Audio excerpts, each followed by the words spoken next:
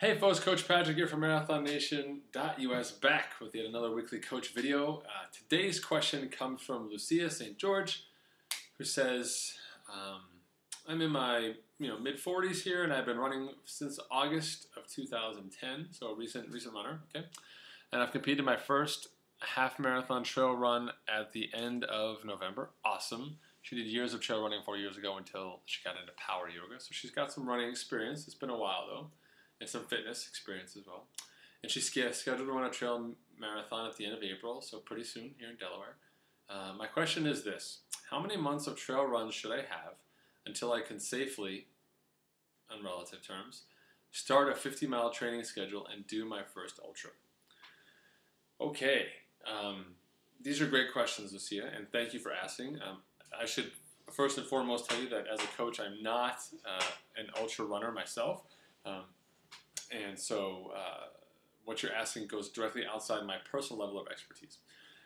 That said, I can tell you that preparing to do a 50-mile training schedule means that you want to be able to start your 50-mile schedule with fitness and health and rest on your body so that you can handle the workload. What a lot of beginners mistakenly do is they do a lot of miles and hard work before they even start the training cycle for the race. And so say that 50-mile training cycle, say it's 3 months, it's a 3-month plan. But because you've been training for 3 or 4 months hard to get ready for the 3-month plan, all of a sudden that 3-month plan, which is meant to be a 3-month plan, is now at the tail end of another 3 to 4 months. You're talking about over a half year of quality hard running leading to your race. And the odds of something breaking down or whether it's mental or physical or emotional, significantly goes up when you begin to extend out the timeline of that focus and keeping your body in its peak condition. So I think, looking back at your schedule now, by the time you were to start doing, by the time you get through this race, you've already been at about 6 months now of trail running, which is pretty good. I'd say, if you can have another 1 to 2 months of trail running, especially now the weather's getting nicer and you can get out more, if you can have that kind of mileage on your legs, almost 6 months in 2011, if you will, I would feel pretty comfortable about you moving beyond the sport and saying, all right, how do I begin to focus on these longer runs? Understand they're going to compromise my fitness somewhat, my ability to recover, but now's the time I want to focus on those runs. But until you reach that point and draw that line in the sand, don't hold yourself back by thinking that long, slow runs are the only things you can do to get better. On the contrary, your body is a dynamic system and it requires stimulus across the board. And even sort of shorter, harder efforts are still aerobic. Anything over 3 minutes is still technically aerobic.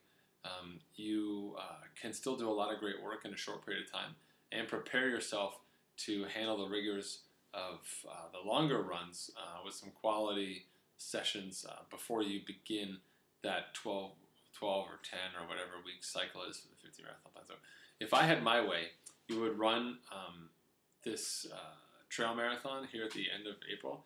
You would recover for about 2 weeks, give yourself some good hard recovery for the rest portion of your ultra training, and then once you've had your rest, then it's time to get down to work. I would spend the first third of your training plan doing shorter, harder stuff during the week, and maybe one weekend run that was kind of longer. But I wouldn't worry so much about the volume until you were ideally 8 weeks out. If not 8, then at least 6.